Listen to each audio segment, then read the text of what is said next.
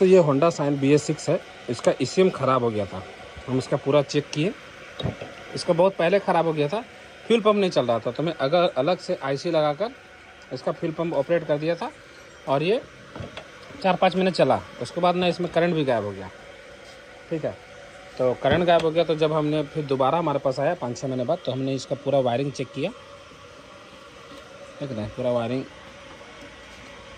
काट के चेक किए और इधर भी पूरा फ्यूज वगैरह भी पूरा ख़राब हो गया था। इधर भी पूरा काट छाट किए। चेक करने के लिए काट छाट करना ही पड़ता है। तो पूरा जब हम सारा चीज़ चेक कर लिए, तो यहाँ पर चेक क्या करना है ना आपको, यहाँ पर जो चेक इंजन लाइट होता है ना, यहाँ पे ये ज़रूर चेक करें। ये अगर नहीं जल रहा है मतलब इससे में फॉल्ट है। मैं आपको दिखाता हूँ,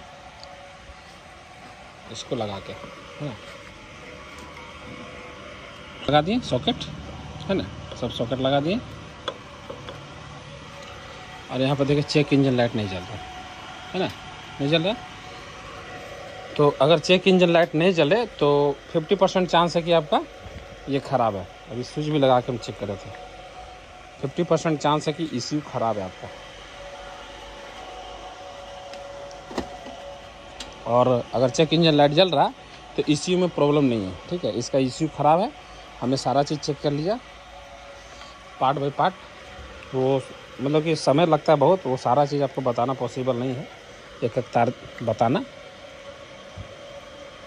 अभी हम इसको खोल के नया वाला डाल के आपको दिखाते हैं। पुराना वाला है,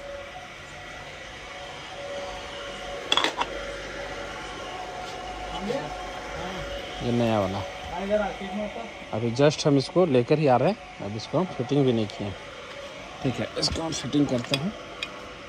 और बहुत से लोगों का मन में डाउट रहता है ना कि हम इसको लगाएंगे, इतना महंगा है, ख़राब हो गया, ख़राब निकल गया है ना। तो आपको बता देते हैं कि इसको लगाने पे अगर ख़राब होना रहेगा तो होगा ही, चाहे आप कुछ भी कर लो, क्योंकि सारा काम यही करता है। CDI का, करंट कंट्रोल का, सारा काम इसी का है। अभी हम इसको नहीं लगाएंगे, अभी हमको इसको यहाँ से टेपिंग करना होगा। ठीक है, टेपिंग करेंगे उसके बाद लगाएंगे। ठीक है, पहले हम इसको टेपिंग कर लेते हैं यहाँ से। तो पहले मैं जब इसको काटा था ना, अलग से फ्यूल पंप लगाया था, तो इसका यहाँ वायर, ये जो पीला पे ब्लू है ना, यहाँ से कट करके ये स्विच से वायर आता है, इसको कट करके हम दिए थे है ना।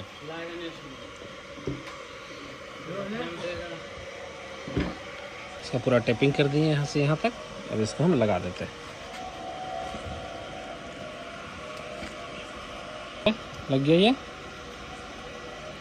इसको हम टाइट कर देंगे। फिलहाल हम आपको दिखा देते हैं है ना। ये जल गया। तो चेक इंजन लाइट अगर नहीं जल रहा तो समझ जाइए कि आपका ECU में प्रॉब्लम है, नहीं तो कहीं गर्दन के पास या तार कटा हुआ है। ये ज़रूर आप ध्यान रखें। फ्यूज भी उड़ सकता है, तो आपको ये सारा चीज़ बारीकी से चेक करना है, तभी ECM पर आप कहोगे कि ECM ख़राब है। डायरेक्ट करना भी उचित नहीं है, क्योंकि छोटा मोटा प्राइस नहीं है इसका 2-3 गो फ्यूज ख़राब था तो अलग से लगा दिया है ना। सॉकेट ही ख़राब हो गया था तो ये अलग से लगा दिया। अभी इसको भी हम टेपिंग करेंगे पूरा। और इधर तो हम कोई भी काट छाट नहीं किए थे, इधर में कोई भी चीज़ काट छाट नहीं किए थे, क्योंकि हमको इधर से कुछ प्रॉब्लम नहीं नज़र आया था।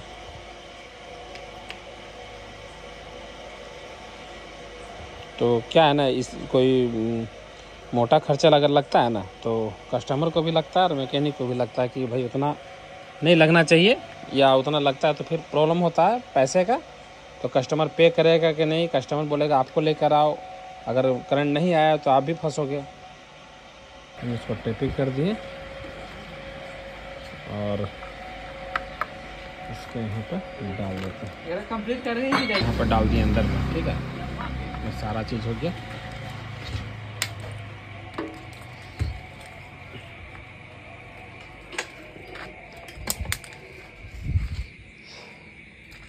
अभी इसका नट बोल्ट वगैरह सब लगा देते हैं। गाड़ी स्टार्ट हो रही है।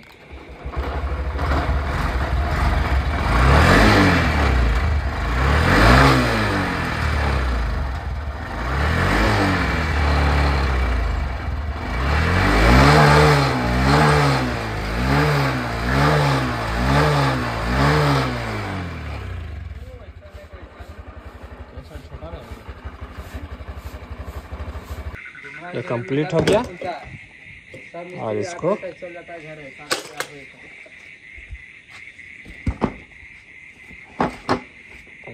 ट्रायल ले लेंगे और घुसा देंगे, गाड़ी चल जाएगी सुबह।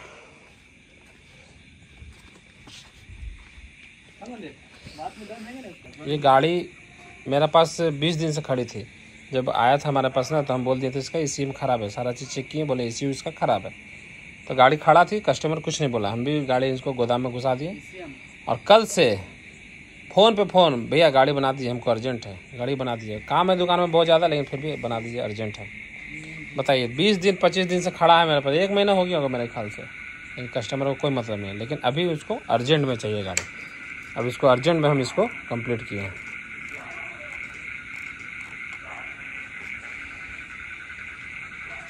अभी अर्जेंट में आज ECM लाएँ और कस्टमर एडवांस भी नहीं दिया। अब कीजिए ना, मैं अभी हम इसको ट्रायल ले लेते हैं, गाड़ी कंप्लीट हो गया, अब इसको ट्रायल ले लेते हैं, गाड़ी भेज देंगे।